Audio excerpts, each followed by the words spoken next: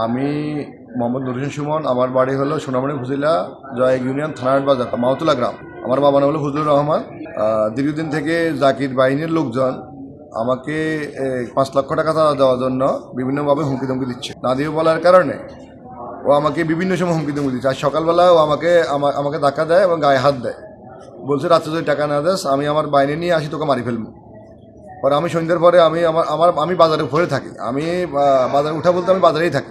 বাসা থেকে নামে নিচে চা খাইতে বসছিলাম ওইদুলের দোকানে।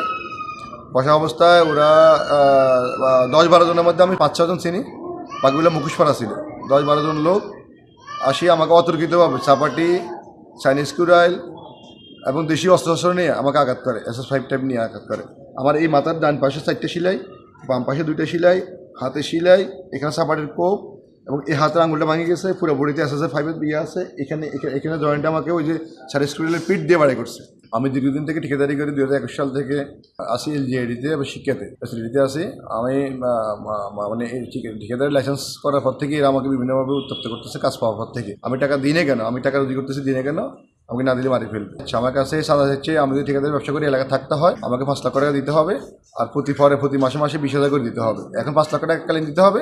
পরবর্তীতে ঠিকাদারি লাইসেন্স ঠিকাদারি করতে হয়, আমি প্রতি মাসে 20,000 করে দিতে হবে। না ঠিকাদারি করতে পারবো না, না ঠিকাদারি লাইসেন্স ক্যান্সেল করে দিতে হবে, না এলাকা ছাড়া চলে যেতে হবে। তখন আমাকে এরা বিরোধী রাখছে। আমি এখান থেকে কোনো রকম আমি আমার বাসার উপরে চলে যাই। এখান থেকে আমি 999-তে 999 ফোন দিই। ফোন দেওয়াতে আমাকে সোনামণি থানা থেকে পুলিশ যাই, SI কামাল সাহেব ওনার ফোর্স নিয়ে জায়গায় আমাকে উদ্ধার করে হাসপাতালে পাঠায়। এখন আমি হাসপাতালে ট্রিটমেন্ট অবস্থায় আছি।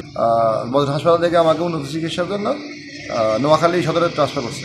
থানার মাওতলা জমদ্দার বাড়ির জিন্নতালির ছেলে, নাম মোহাম্মদ বাবুল হোসেন। 11টা-12টার দিকে গুনি সুমন বাড়ির লগে গুনি চক্র বিচক্র হয়েছে গুনি জাগিরের সাথে গুনি জাগির নাকি কি চাইছে গুনি সুমন বাড়ির কাছে গুনি আমারে চাঁদা দিতে হইব গুনি থাকতে হইলে গুনি। তো এটা নিয়ে কথাবার্তি বাড়াবাড়ি কাটাফি না হয়েছে গুনি। ওনারা ডাক্কি হয়েছে গুনি। ওই কইছে যে টাকা না দিলে তোর লোক আমার লোক বুঝা পড়া আছে। চা খাইতে ওই যে দোকানও ঢুকার পরে গুনি আমি সহকারে আমার আগে দিই উনি ঢুকছে। ঢুকার পরে দিই আর অন্য এক লোককে ওনার চালাই অর্ডার দিছে। এরপরে আমি ঢুকার পরে আমার লাই একটা চার অর্ডার দিছে। ওই চাটা মুখও দিতে পারে নাই।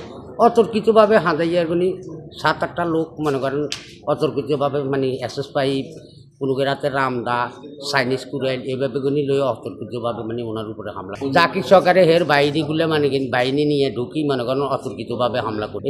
এরপরে গুনি মনে করেন লোকজন আসি কিনি, আমি তো আর একা মনে করেন পারি না।